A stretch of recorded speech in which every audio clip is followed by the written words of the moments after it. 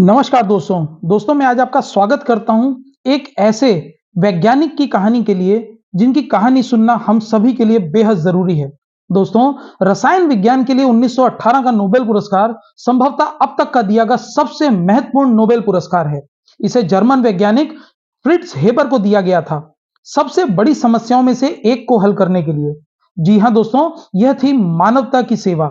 मानवता ने कभी भी इससे बड़ी समस्या का सामना नहीं किया था और सीधे तौर पर उनका आविष्कार जिम्मेदार है आज 4 अरब लोगों के जीवन के लिए। लेकिन दोस्तों, बड़े ही दुर्भाग्य की बात है कि जब उन्हें अपना पुरस्कार मिला, तब उनके कई साथियों ने इसमें भाग लेने से इनकार कर दिया था। 2 अन्य नोबेल पुरस्कार विजेता विरोध स्वरूप उनके पुरस्कार को अस्वीकार करके चले गए थे और न्यूयॉर्क टाइम्स ने उनके बारे में एक तीखा लेख लिखा था। दोस्तों, वह एक साथ सबसे प्रभावशाली में से एक हैं और सभी समय के दुखद वैज्ञानिकों में से भी एक हैं।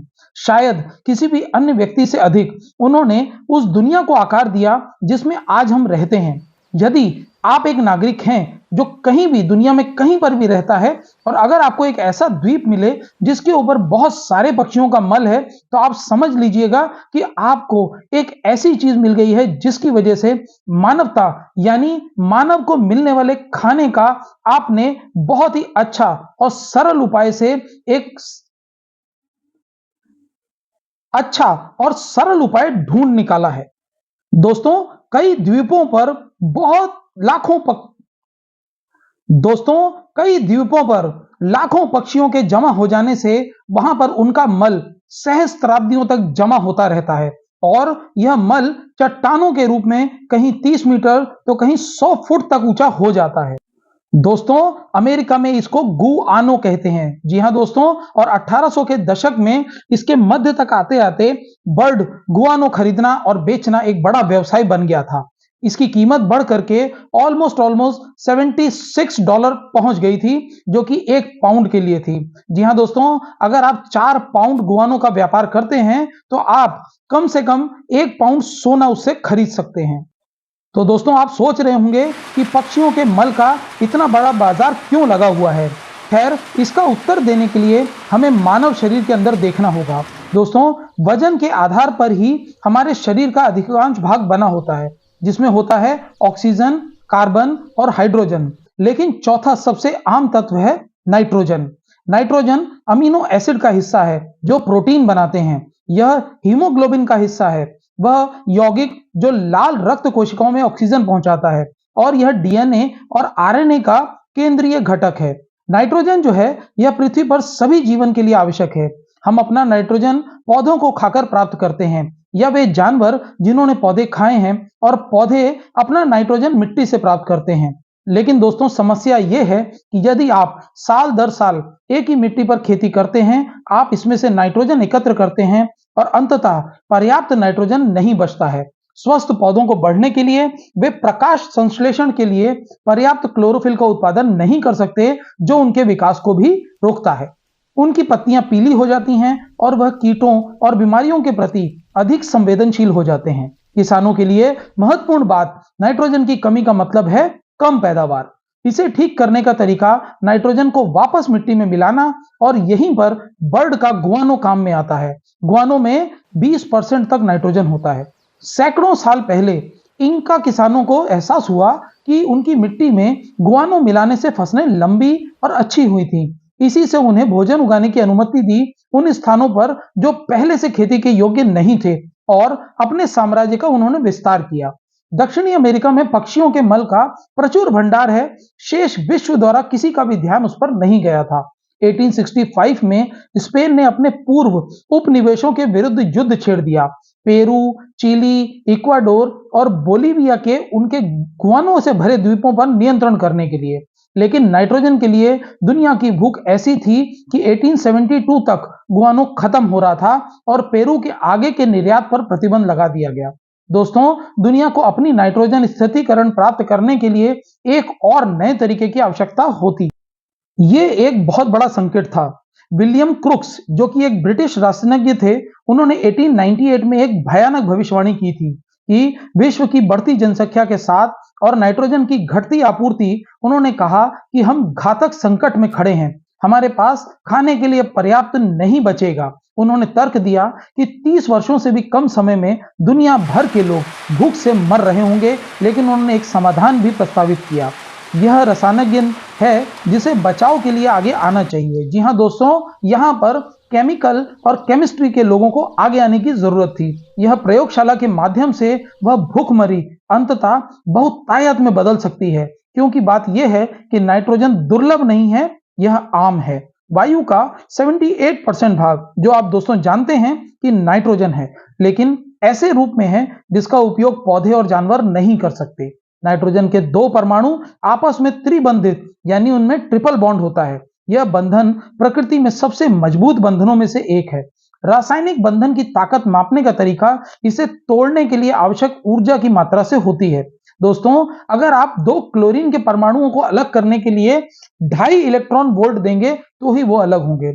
वहीं दो कार्बन को तोड़ने के लिए 3.8 इलेक्ट्रॉन वोल्ट, दो ऑक्सीजन को अलग करने के लिए 5.2 इलेक्ट्रॉन वोल्ट, लेकिन दोस्तों नाइट्रोजन के दो परमाणुओं को अलग करने के लिए, उन्हें तोड़ने के लिए 9.8 इलेक्ट्रॉन वोल्ट अत्यधिक मात्रा में ऊर्जा की आवश्यकता होती है। तो दोस्तों, ऐसी दो प्रक्रियाएं हैं जो स्वाभाविक रूप से ऐसा करती हैं, जिसमें सबसे पहली है बिजली। बिजली इतनी ऊर्जा छोड़ती है कि यह अलग अलग नाइट्रोजन परमाणुओं में से दो भागों में टूट जाता है। फिर वे तेजी से प्रक्रिया करते हैं और नाइट्रोजन ऑक्साइड बनाते हैं, और ये अणु वायुमंडल में रहते हैं जब तक वे बादलों में पानी की बूंदों के साथ प्रक्रिया नहीं करते, और बाद में वह बारिश में जमीन पर गिर जाते हैं। मिट्टी में कुछ प्रकार के जीवाणु भी रहते हैं जो नाइट्रोजन बंधन को तोड़ सकते हैं। तो यह है दूसरा तरीका।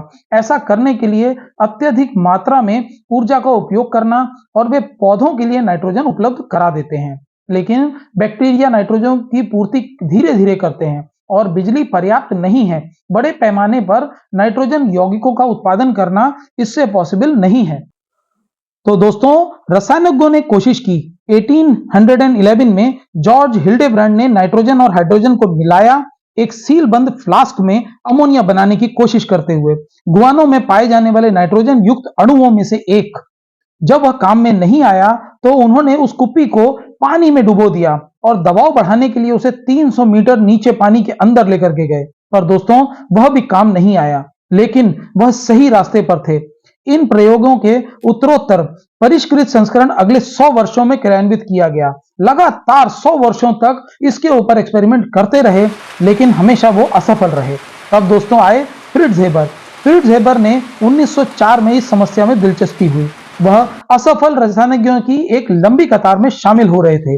वह 36 इयर्स के थे और निम्न स्तर के शिक्षाविद के रूप में कार्यरत थे कार्ल्स विश्वविद्यालय में। वह एक नए पिता भी थे जिन्होंने हरमन नामक 2 वर्षीय लड़के और पत्नी क्लारा के साथ, जो रसायन विज्ञान में पीएचडी प्राप्त करने वाली पहली महिलाओं में से एक थी। दोस्तों, गर्व और दूसरे वैज्ञानिकों के साथ प्रतिस्पर्धा से प्रेरित होकर हेबर ने इस समस्या पर 5 साल बिताए। उनका विचार नाइट्रोजन और हाइड्रोजन को मिलाना था, न केवल उच्च दबाव पर बल्कि उच्च तापमान पर भी। जितने लोग केमिस्ट्री को जानते हैं, वह रिफाइनरी में काम करते हैं, वह ये जानते हैं कि हाई टेम्परेचर और हाई प्रेशर जैसे कि कुकर में बनता है, उसी तरह से इन चीजों को ब्रेक किया जा सकता है या बॉन्ड्स ब्रेक किए जा सकते हैं। तो दोस्तों, एक उत्प्रेरक की उपस्थिति में कुछ ऐसा जो ऊर्जा की मात्रा को कम करता है, डायनामिक नाइट्रोजन को विभाजित करने के लिए आवश्यक था। ऐसा करने के लिए नए प्रायोगिक उपकरण का आविष्कार करना पड़ा। हेबर ने इस परियोजना पर अथक परिश्रम किया, ऐसा उपकरण बनाया जो सहन कर पाया उस उच्च तापमान और दबाव को। वह भी भाग्यशाली निकला। उस समय वह एक तकनीकी सलाहकार के रूप में काम कर रहे थे। वह प्रकाश बल्ब निर्माता के लिए काम कर रहे थे, तो वहां उनकी पहुंच थी। बहुत सारी सामग्रियों को ढूंढना उनके लिए थोड़ा सा कठिन नहीं था। उस समय पर ऑस्मियम तत्व की तरह एक दुर्लभ तत्व मौजूद था। उनके समय में उसका वजन लगभग 100 किलोग्राम ही होता था, जो कि मौजूदा परिस्थिति में ज्यादा नहीं था। लेकिन जिस कंपनी के लिए उन्होंने काम किया था, वह उसे प्रयोग कर रही थी, तो पूरी दुनिया की अधिकांश आपूर्ति उनके पास थी। हेबर को संदेह यह था कि उत्तम प्रेरक बन सकता है, इसलिए उन्होंने एक नमूना अपने पास लेकर के प्रयोगशाला से वह अपने पास ले आए, और वहां मार्च 1909 के तीसरे सप्ताह में हेबर ने ऑस्मियम की अपनी शीट दबाव कक्ष में रखी और फिर उसे नाइट्रोजन पर दबाव डाला और गर्म किया, और हाइड्रोजन 200 वायुमंडल और 500 डिग्री सेल्सियस तक जाकर के टूट गया। दोस्तों, इन दोनों शर्तों पर ट्रिपल बंधन टूट गए थे और नाइट्रोजन ने हाइड्रोजन के साथ प्रतिक्रिया की। दोस्तों, कुल गैस मिश्रण का 6% अमोनिया में बदल चुका था। जब गैस ठंडी हो गई, 1 मिलीलीटर अमोनिया टपक गया। एक संकीर्ण ट्यूब के सिरे को बीकर में डाल करके उन्होंने उसे कलेक्ट किया। उत्साहित हेबर चिल्लाते हुए एक प्रयोगशाला से दूसरी प्रयोगशाला की ओर दौड़ गए। आ गया, आ गया, अमोनिया आ गया। जर्मनी की सबसे बड़ी रासायनिक कंपनी BASF हेबर की प्रक्रिया का व्यवसायीकरण यानी इंडस्ट्रियलाइजेशन किया। 4 साल के भीतर उन्होंने ओपाऊ में एक फैक्ट्री खोल ली। प्रतिदिन 5 टन अमोनिया का उत्पादन शुरू हो गया। लोग हवा में रोटी बनाने की बात कर रहे थे। यह औद्योगिक प्रक्रिया से प्राप्त उर्वरक के साथ उसी जमीन के टुकड़े पर किसान अब 4 गुना से अधिक भोजन उगाने में सक्षम थे और परिणाम स्वरूप पृथ्वी की जनसंख्या चौगुनी हो गई। इस बात की अच्छी संभावना है कि आप अपने जीवन का अगर ऋणी हैं तो आपको हेबर के आविष्कार के लिए ऋणी होना चाहिए। पृथ्वी आज 4 अरब से अधिक लोगों का भरण पोषण कर रही है। पृथ्वी आज 8 अरब से अधिक लोगों का भरण पोषण कर रही है। जितना नाइट्रोजन उर्वरक के बिना हो सकता था, वास्तव में आपके शरीर में लगभग 50% नाइट्रोजन परमाणु होते हैं। हेबर प्रक्रिया से यह सभी परमाणु आविष्कार के रूप में सामने आए। इस आविष्कार ने फ्रिट्ज हेबर को एक धनी व्यक्ति बना दिया था। उन्हें संस्थापक निदेशक बनाने के लिए पदोन्नति मिली। कैसर विलियम संस्थान के बर्लिन में भौतिक रसायन विज्ञान के लिए उन्होंने अपने समय के कुछ सर्वश्रेष्ठ वैज्ञानिकों से भी मित्रता की, जिसमें मैक्स प्लैंक, मैक्स बॉर्न और एल्बर्ट आइंस्टाइन भी शामिल हैं। 1914 में आइंस्टाइन अपनी पहली पत्नी से अलग होने के बाद वह रात को हेबर के घर पर ही रुक गए। लेकिन अगर हेबर का इतना सम्मान किया जाता तो सहकर्मियों ने उनका त्याग क्यों किया था? उन्होंने नोबेल पुरस्कार कब जीता था? खैर, यह सब प्रथम विश्व युद्ध में हुआ जो हुआ उस पर निर्भर करता है। दोस्तों, जब युद्ध छिड़ गया, हेबर ने सैन्य कर्तव्य के लिए स्वेच्छा से काम किया। शांतिवादी आइंस्टीन के विपरीत, जिन्होंने युद्ध की निंदा की, हेबर एक देशभक्त थे। वह अपनी विशेषज्ञता का उपयोग करने अपने देश की मदद के लिए आगे बढ़े। युद्ध को केवल कुछ ही महीने बीते थे। जर्मन सेना पहले ही थी। बारूद और विस्फोटक खत्म हो चुके थे। अमोनियम नाइट्रेट एक उत्कृष्ट उर्वरक होने के अलावा एक विस्फोटक भी है। दोस्तों, जरा देखिए कि अगस्त 2020 में जो बेरूत में हुआ, जिस विस्फोट से पूरी दुनिया दहल गई थी, वह भी उसी का परिणाम है। एक गोदाम जिसमें लगभग 3000 टन अमोनियम नाइट्रेट में आग लगी थी और अत्यधिक गर्मी में उर्वरक में विस्फोट हो गया था। जो धमाका सैकड़ों किलोमीटर दूर तक सुना गया और उसमें 217 लोग मारे गए और हजारों लोग घायल हो गए। दोस्तों, सिस्मोमीटर ने एक कृत्रिम भूकंप दर्ज किया। रिक्टर स्केल पर इसकी तीव्रता 3.3 मापी गई। यह उर्वरक संबंधी कई विस्फोटकों में से एक है। ओपाऊ संयंत्र जहां हेबर की प्रक्रिया बनती थी, उसमें भी पहली बार व्यवहार में लाया गया था। वहां 1921 में एक विस्फोट हुआ था और इसका कारण था नाइट्रोजन। हम पहले ही देख चुके हैं कि इसमें जबरदस्त समय लगता है। नाइट्रोजन के त्रिबंध को तोड़ने के लिए बहुत बड़ी ऊर्जा की मात्रा चाहिए रहती है। लेकिन उस सिक्के का दूसरा पहलू वह यह है कि जब 2 नाइट्रोजन परमाणु एक साथ आते हैं और बंधन बनाते हैं, तब भारी मात्रा में ऊर्जा निकलती है। जी हां दोस्तों, बारूद, TNT, नाइट्रोग्लिसरीन के विस्फोट और अमोनियम नाइट्रेट, इन सभी रूपों में इस उत्पाद का प्रयोग होता है और उस त्रिबंध का निर्माण, यहीं से ये रसायन प्राप्त होते हैं। उनकी अधिकांश विस्फोटक ऊर्जा इसी से आती है। हेबर ने कारखानों को परिवर्तित करने की पैरवी की। उर्वरक के लिए अमोनिया बनाने की अपनी प्रक्रिया का उपयोग करना, इसके बजाय विस्फोटकों के लिए नाइट्रेट बनाना चाहते थे। उनके वरिष्ठों का मानना था कि ऐसा रूपांतरण असंभव था, लेकिन हेबर कायम रहे और जल्द ही उनकी रासायनिक प्रक्रिया जर्मन युद्ध मशीन का केंद्र बन गई, हवा में रोटी से लेकर हवा में बम तक। लेकिन हेबर ने सोचा कि रसायन शास्त्र बना सकता है युद्ध में और भी एक बड़ा योगदान। दिसंबर 1914 में उन्होंने एक रासायनिक हथियार परीक्षण देखा। वह अप्रभावित था। हेबर को विश्वास था कि वह बेहतर कर सकते हैं। वह गैस बनाने के लिए निकल पड़े। यह कम सांद्रता का घातक था और हवा में भी यह बहुत भारी था, तो यह दुश्मन की खाइयों में जाकर के बैठ जाता था। रासायनिक हथियार ले जाने वाले प्रेक्षकों पर प्रतिबंध लगा दिया गया, कम से कम सिद्धांत रूप में 1899 के हैग कन्वेंशन द्वारा। लेकिन व्यवहार में युद्ध शुरू होने के बाद जर्मनी, फ्रांस और ब्रिटेन सभी ने रासायनिक हथियारों के साथ प्रयोग किया। हैबर ने संस्थान के अपने विंग को परिवर्तित कर दिया था एक रासायनिक हथियार प्रयोगशाला में, और केवल कुछ महीनों के काम के बाद उन्होंने क्लोरीन गैस पर अपना ध्यान केंद्रित किया। एक कर्मचारी ऑटो हेन, जो कि नए हथियार को लेकर अपनी बेचैनी जाहिर कर रहे थे, हैबर ने उनसे कहा, असंख्य मानव जीवन बचाने चाहिए, इसलिए इस तरह के युद्ध को अधिक शीघ्रता से समाप्त किया जाना चाहिए। दोस्तों, शाम 6 बजे 22 अप्रैल को मित्र देशों की खाइयों की ओर बहने वाली हवा के साथ जर्मन सैनिकों ने 168 टन क्लोरीन छोड़ा, 5000 से अधिक गैस सिलेंडरों से। गैस की दीवार युद्ध के मैदान में आगे बढ़ी। चूंकि क्लोरीन गैस हवा से 2.5 गुना भारी होती है, यह मित्र देशों के सैनिकों की खाइयों में उतर गई। कोई भी सैनिक जो गैस से भरे फेफड़े में सांस लेता, उसे भयानक मौत झेलनी पड़ी। क्लोरीन फेफड़ों की बलगम परत को परेशान करती थी। इसकी तीव्रता से तरल पदार्थ फेफड़ों में भर जाता था। सैनिक प्रभावी रूप से सूखी भूमि पर ही डूब गए। इस तरह 5000 से अधिक मित्र सैनिक मारे गए, वो भी उसके पहले हमले में। हैबर को कप्तान के पद पर पदोन्नत किया गया। दोस्तों, हैबर ने युद्ध का शेष समय अपना संस्थान चलाने में बिताया, रासायनिक हथियारों, गैस मास्क और कीटनाशकों के शोध पर। 1917 तक संस्थान में 150 लोगों को रोजगार दिया, जिसमें 1917 तक संस्थान ने 1500 लोगों को रोजगार दिया, जिसमें 150 वैज्ञानिक भी शामिल थे। यह एक मिनी मैनहट्टन परियोजना की तरह था, लेकिन रासायनिक हथियारों के लिए कुल मिलाकर के 1 लाख सैनिक मारे गए। प्रथम विश्व युद्ध में रासायनिक हथियारों द्वारा इतने बड़े सैनिक मारे जाने वाला यह पहला किस्सा था। जब जर्मनी ने इसके अगेंस्ट आत्मसमर्पण कर दिया, तो हैबर को कुचल दिया गया। सारा पैसा उन्होंने अपने अमोनिया पेटेंट से कमाया था।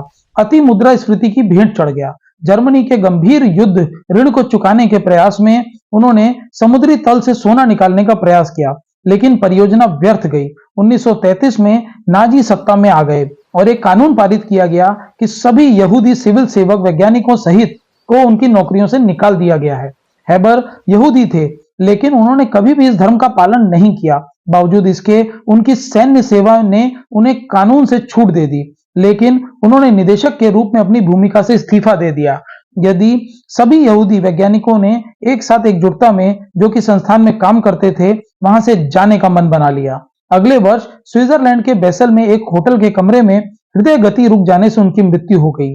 दोस्तों, प्रथम विश्व युद्ध के तुरंत बाद हैबर इंस्टीट्यूट ने साइनाइड आधारित कीटनाशक विकसित किया।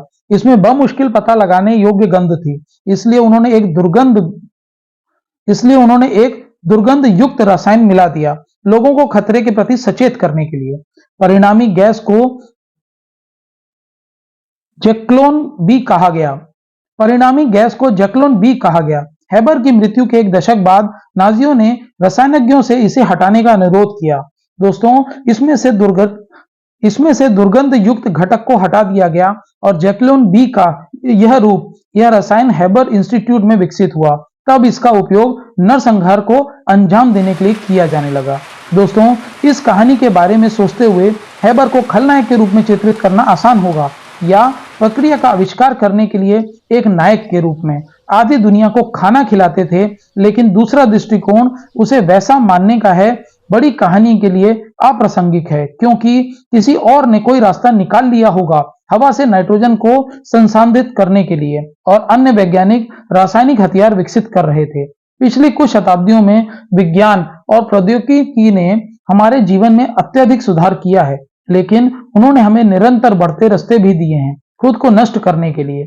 मुझे लगता है कि इस पर विश्वास करना बहुत अच्छा होगा कि हम वैज्ञानिकों से केवल समस्याओं पर काम करने के लिए कह सकते हैं जो मानवता के लिए अच्छे हैं, लेकिन हकीकत तो यह है कि हर जानकारी एक संभावित दोधारी तलवार है। आप अपने शोध का परिणाम नहीं जानते, या बाद में इसका उपयोग कैसे किया जाएगा ये भी नहीं जानते।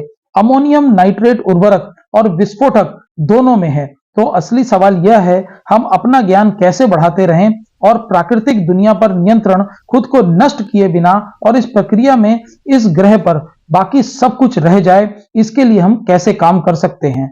दोस्तों, यह कहानी उस वैज्ञानिक की है जिसने आधी दुनिया को खाना दिया और साथ ही साथ उनके हाथों से उनके प्रयोग के द्वारा बहुत सारे लोगों की जान भी गई।